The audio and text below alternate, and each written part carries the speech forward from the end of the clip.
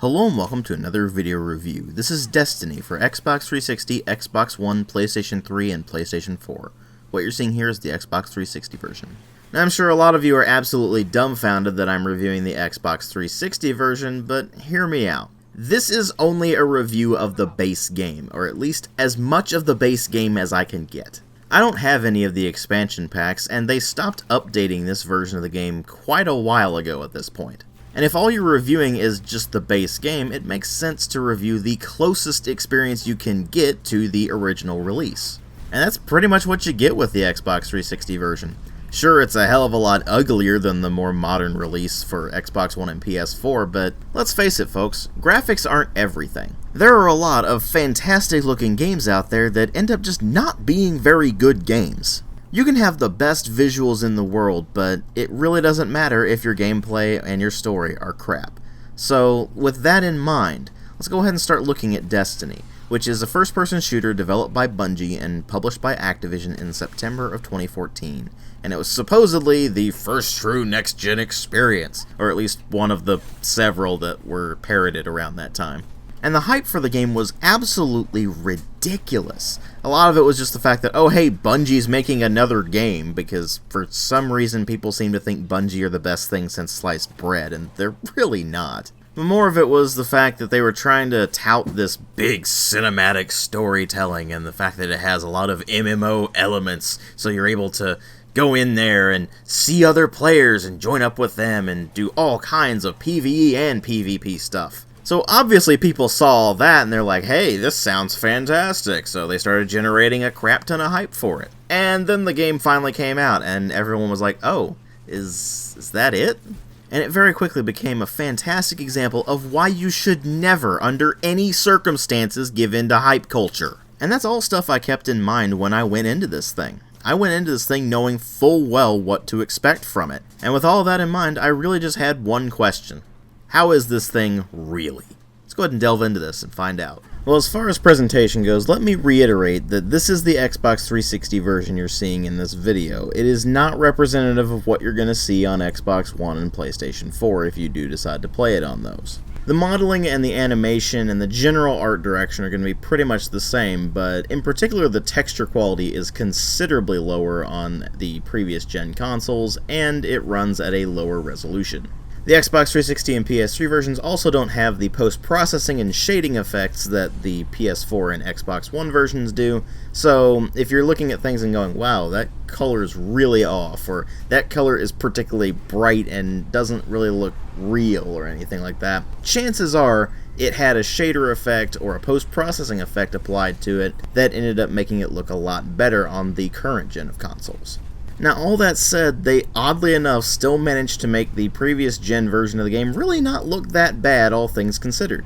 Now, a lot of that has to do with the very strong sci-fi aesthetic that they've gone for here, and the art direction in this game is downright excellent. They have done an excellent job of conveying this sort of post-apocalyptic landscape where you're seeing bits of civilization from various periods of history, in fact, all smashed together into one. You see a lot of alien structures that make it seem like the universe has been lived in for thousands of years, and you're just kind of rediscovering everything as you go along. And it really is one of the prime examples of a game where even if the graphics quality itself is not particularly great, as long as it has really strong art direction, it actually ends up pulling through. Because let's face it, the Xbox 360 and PS3 versions of the game are ugly from a technical standpoint. They just do not look good as far as texture quality goes, a lot of the colors are really off, and everything looks decidedly low-res and blurry. And yet, despite that, the aesthetics still manage to make it surprisingly appealing. This sort of thing goes over into the sound design as well, although you don't really have that much of a difference between the sound of the previous gen consoles and the current gen consoles, so it's going to be pretty much the same experience on both systems. The soundtrack is of course done by the people who worked on the Halo games, Martin O'Donnell and Michael Salvatore, and they did a very good job with it. The soundtrack ends up being this very nice orchestral sci-fi stuff that mixes in with a bit of synth here and there to make something that definitely sounds great in the context of the game. That said, unlike, say, Halo, you don't really have any one particular theme that you can just instantly recognize as, oh, that's from Destiny. Instead, you have a bunch of stuff that fits in pretty well with what they're trying to go for. It's just that every so often it becomes a bit more epic than it actually is in-game. You might be in a fairly trivial firefight, but all of a sudden it's blaring this massive epic theme in your ears, and you're going, wait a minute, this is not matching the action whatsoever, but you know what, I dig it anyway. And when you move into other aspects of the sound design, you find that the voice acting is relatively strong, although there are characters here and there that sound like they're just kind of phoning in their voice acting. And mainly, I think a lot of that is the script. They did what they could with what they had, but what they had really wasn't very good, honestly. That's especially true in the case of the Ghost, whose lines are generally very bland and boring. And unfortunately for the purposes of my review, they actually replaced the voice of the Ghost, even going back to the original release of the game. Originally, the Ghost was voiced by Peter Dinklage, and his performance was, shall we say, phoned in, of course. But it did mean that we got to call a character Dinklebot, which was pretty amusing. And it really doesn't help that they replaced him with Nolan North. Now, Nolan North is a good voice actor, don't get me wrong, but he just doesn't really put in a particularly great performance as the Ghost here. And like I said, I think a lot of that's due to the script, but even then, this ends up being pretty disappointing. But what's surprisingly not disappointing is actually the sound effects themselves. The weapons are actually kinda beefy. Particularly high-powered weapon types like the hand cannons, which are massive magnum revolvers that sound pretty much like you would expect.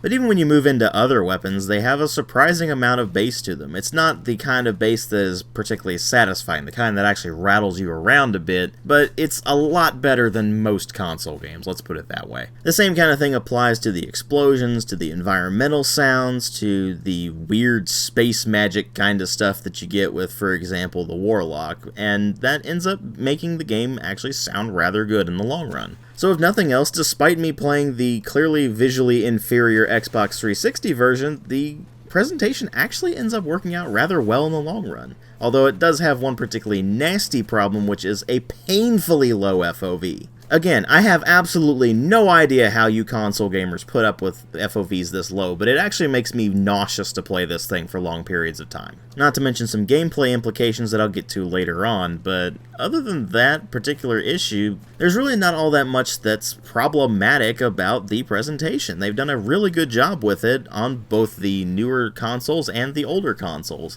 and given what they had to work with on the older consoles, that's actually pretty impressive. But of course, what really matter here are the story and the gameplay, and the story in this is that you play as something known as a Guardian, one of the sort of servants of something called the Traveler, which saved humanity after a period known as the Golden Age ended during an event called the Collapse. And the basic idea is that you as a Guardian need to help revive the Traveler and protect humanity from the horrible nasties that are infesting the galaxy. The game starts out as you being resurrected by your ghost and being told that you've been dead for a long time, after which you try to make your way to something called the Tower, where you meet someone called the Speaker, who explicitly tells you that he could tell you about all kinds of things that sound really interesting and would help fill out the backstory and actually make some damn sense of this game, but instead he just doesn't tell you.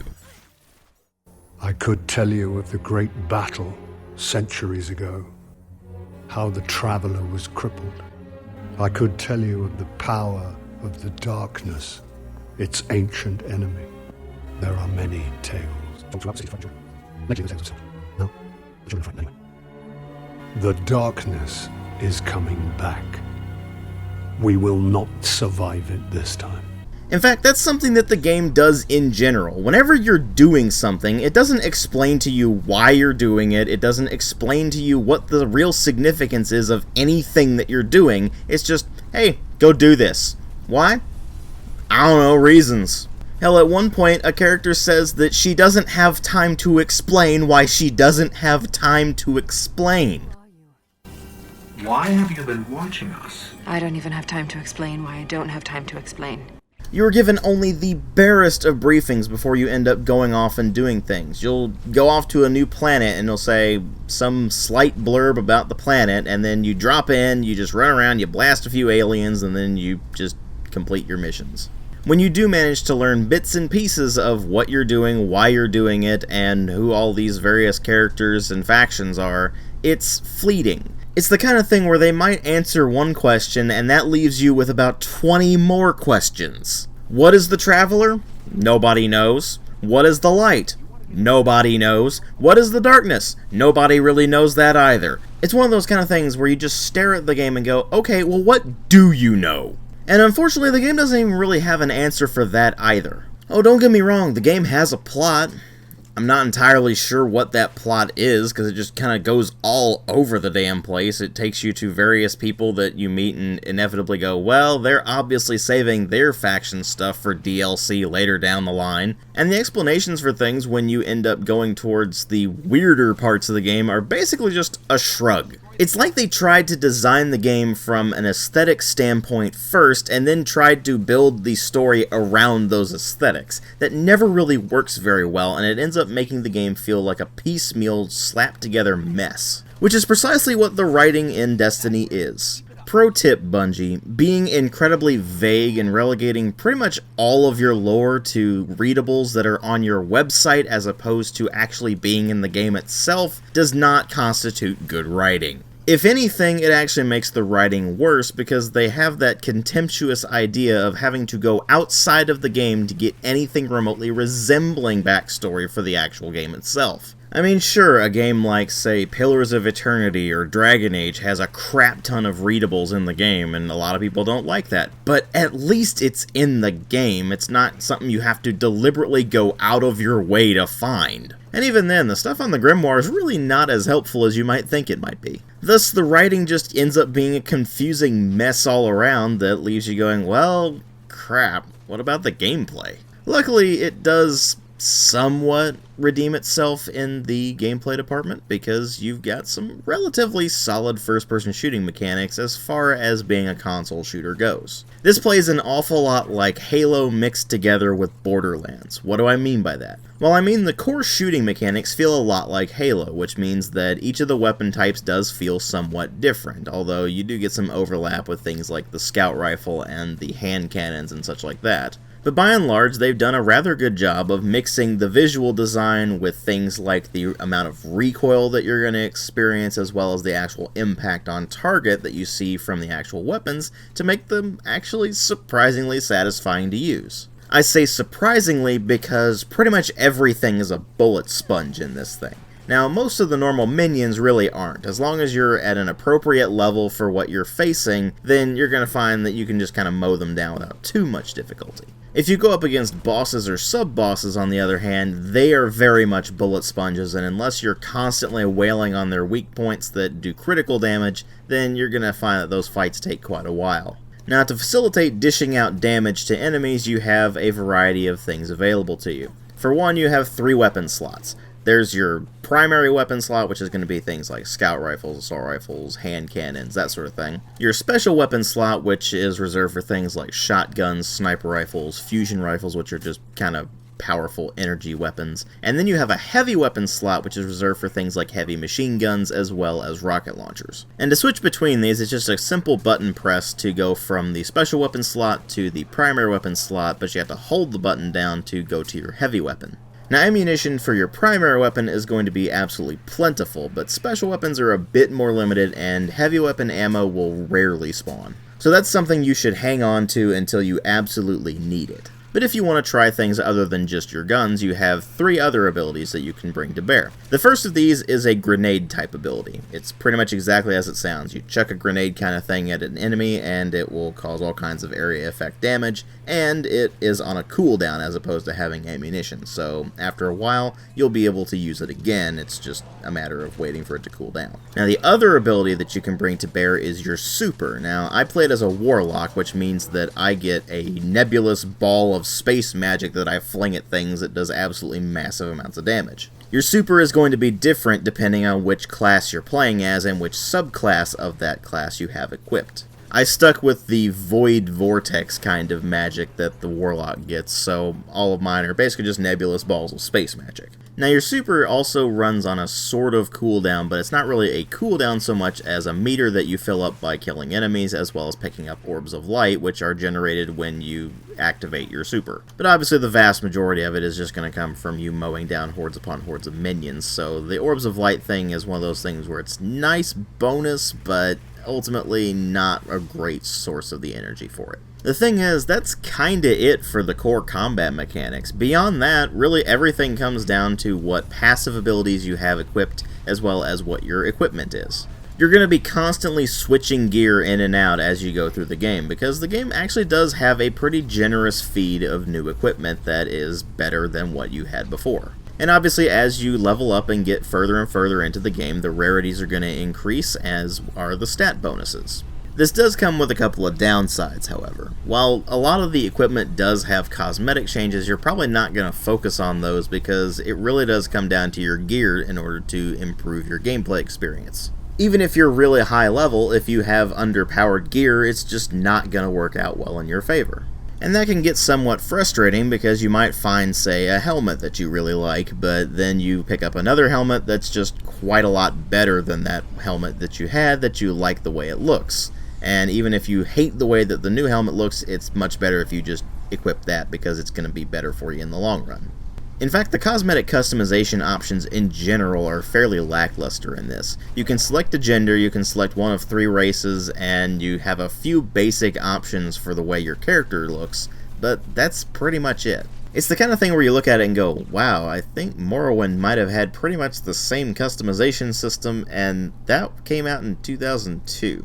Granted, it's definitely more customizable than that, but it's not at the level of even, say, Oblivion, which came out in 2006. It's what you would describe as fairly generic MMO-style customization. You're not given a ton of options, so you just kind of have to settle with what you got. And it's not like there are any actual changes to the mechanics if you select one race over another, so that really doesn't matter in the long run. What it really means in the long run is that customization options in general are just very disappointing, especially considering that was one of the things they were kinda hyping up when they were leading up to the release of the game. Something else they were hyping up was the unique gear that you can get, and it was supposed to have a story behind it. But the fact of the matter is that the unique gear is really just a matter of pure luck on the item drops. And there's not really all that much that actually makes them unique. It's mostly just a bunch of weapons that have considerably higher stats than a lot of the other ones. You see, it turns out that a lot of the weapons are able to be sort of customized. As you use them, they will gradually level up and give you access to special bonuses.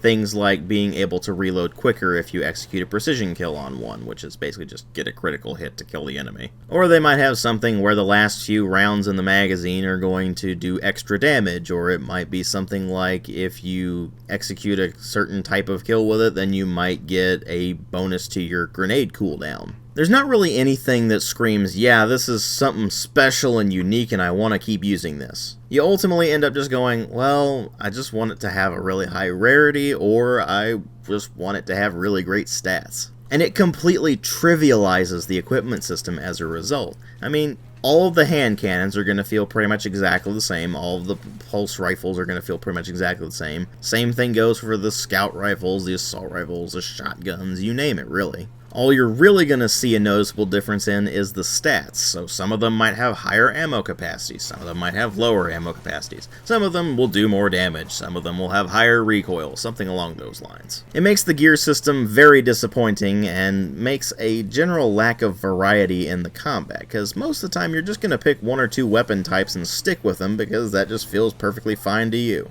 In my case, I mostly just stuck with scout rifles and hand cannons because that's just what worked for me. And leveling up really doesn't help much either. Yes, you do get different passive bonuses, but they're just that, passive bonuses. They're things like, oh, you might have better air control when you use your double jump glide thing. Or now you have a slightly different effect on your super ability that causes some leeching damage or something along those lines. Definitely useful, don't get me wrong, it's just that they're kinda boring. And that's the risk you always run with anything that is primarily composed of passive abilities. It's gonna be bonuses instead of things that are actually interesting and require you to change your dynamic of play. Borderlands had the exact same problem, where every single character has only one special ability, and all of their level up bonuses are passive bonuses. They're things that are just boring to get. Actually, come to think of it, it also has the exact same problem with the gear system, but I digress. All of this brought together means that your primary means of interacting with the game are actually rather mediocre at best. And none of that is really helped by the one thing that drags the game down to the depths: the level design. You see, you have your hub world where you go and you do all your shopping and go to the Cryptarch to decode your engrams, which is just kind of a dumb mechanic. I'm not really sure why they stuck that in there. Or you go to receive quests or turn in quests or receive bounties, and then you go about your merry way, and then you have your actual worlds that you're going to run around on, and those are basically just wide open areas that have a bunch of generic missions that you can go on to basically just pad out your experience, as well as events that will randomly spawn into the world and basically have you do things like hold a point for 3 or 4 minutes. Or maybe it'll spawn a boss that you can take out. And the idea there is that you have people running around on these particular worlds that can hop in and out of these events like it's nothing. That's the MMO style gameplay at work. The problem is that it doesn't really work out all that well if you don't have a lot of people running around. I was still able to get into quite a few of these events because there are still people playing this on Xbox 360, believe it or not, but ultimately the events are just lackluster and leave you wanting a lot more. Speaking of leaving you wanting a lot more, the actual missions themselves. Basically, go here, deploy Ghost, wait until Ghost finishes, go to next area, or go to area, slaughter all of the enemies in that area, deploy your Ghost, and then move on to the next area. Or go to area, deploy Ghost, fend off waves of enemies that come in just out of nowhere until your Ghost finishes whatever the Ghost is doing, and then you move on to the next area. You see the exact same mission design recycled over and over and over again, and eventually you just get sick of it. It's like the people who designed the missions really had absolutely no idea of what makes a mission interesting and just went with the most generic MMO-style garbage they could come up with. It's cheap, it is lazy, and ultimately it becomes extremely boring. None of this is helped by the missions that you'll find during the patrol segments, which is basically just go to the location and wander around aimlessly until you find things to do, are also just as generic. And the bounties don't exactly do anything to help either. Sure, they give you big experience point bonuses and such like that, but you don't really give much of a crap because it's the same kind of thing you're going to be doing normally anyway. Oh man, I got a bounty that requires me to defeat 50 of a given type of enemy. Woo, I guess I can get that done in the next 5 minutes because the game keeps spawning them in. The game just becomes a tedious slog as a result, and you end up not really giving much of a crap about anything by the end. If anything, the further you get into the game, the more frustrated you get with it because the lazier it seems to get, and of course the fact that it's a console FPS with a ridiculously low FOV means that half the time you can't even see what you're doing. Meaning you're constantly going to get blindsided by enemies that manage to get to just the side of you, not even behind you, and smack you upside the head with a particularly powerful hit. Or you might fall off a platform that you couldn't see because your field of view is way too narrow. That sort of thing just drives me crazy on these low FOV games. Whenever there's any degree of terrain involved where it's actually kind of important to know where you're standing, those low FOVs always facilitate frustration. Not to mention the frustration of the controls being imprecise and sluggish, meaning you have to spin all the way around rather slowly before you can attack enemies that are behind you and wailing on you for however long it takes you to turn around. But that's just a limitation of the controller. You really can't have a controller be super fast and precise like a mouse. It's just an impossibility the way that a gamepad is set up. So that sorta kinda excludes the controller problems at least, but that's still no excuse for the low FOV. Which becomes a particularly annoying problem if you do decide to play this thing in the Versus multiplayer. Now the game is primarily set up as a single player and co-op experience, mostly co-op. The idea is you're supposed to get a fire team put together and then go into the various missions and strikes and such like that, the strikes being basically raids, where you can go in and do a boss battle and have some fun with your buddies. And while you can do all of that single player, it's really better if you do it with your friends, because that's obviously the way the game was meant to be played. What it was not meant to be played as, however, is in versus multiplayer, which is basically a stripped-down version of Halo multiplayer. But this time you have the stats system coming into play. Now, I was playing against people who were considerably higher level than me, and I was still able to hold my own as long as I was careful and went for headshots and things like that. But you are at a distinct disadvantage if you don't have at least decent gear. It's the difference between having a hand cannon that has, say, 4-round capacity versus one that has 9-round capacity. It's a no-brainer there. You're going to go with the one that has 9-round capacity because that gives you more opportunities for follow-up shots. And while they do standardize the damages across all of the weapons, they don't standardize the ammunition capacities, so that can be pretty frustrating. Not to mention, the matchmaking itself takes a really long time, at least on Xbox 360, because barely anyone is playing in the Crucible now, and if you only have the base game, that excludes almost the entirety of what's available in the Crucible. I still have a fair bit of multiplayer footage I can show you here, but at the same time, I wasn't able to access most of the playlists because those are limited to the Taken King. But what I was able to play of the versus multiplayer was bland and uninspired. It's the kind of thing you've seen done before on maps that really aren't very good, and it ends up just being kinda boring in the long run. It just feels completely tacked on, like they saw that they had a multiplayer game and they felt they needed to include a versus multiplayer mode because, I don't know, it's an FPS. People expect versus multiplayer in an FPS. And the thing is, if it were only the versus multiplayer that felt like that, then it wouldn't necessarily be that big of a deal, but really the entire game feels like that. With the exception of the presentation, pretty much everything in this game is bland and uninspired, or it's downright awful in the case of the writing. How it got so much hype generated around it and why so many people like it is kind of beyond me. What you have here is a fairly generic looter shooter when you really get down to it, at least as far as the gameplay goes. And in the writing department, well, it might as well be drunken ramblings scribbled on the back of a napkin after a particularly long drinking session at a bar. It's certainly not a terrible game, don't get me wrong, but this is definitely not the so-called first true next-gen experience that people were hoping it would be. It's really not that far removed from something like Borderlands. And all you really end up with is a shooter that feels incredibly derivative in its shooting mechanics themselves. It feels a lot like a Halo game, and that's not necessarily a good thing. It's just a disappointing game on all fronts. Like I said, not terrible, but there's so many better options out there for first-person shooters that there's really not much a reason to play this unless you really enjoy utterly monotonous gameplay, because that's really all you're getting when you play Destiny. The same exact mission structures over and over and over again the entire game against tons and tons of the same enemies over and over and over again with basically no real variety.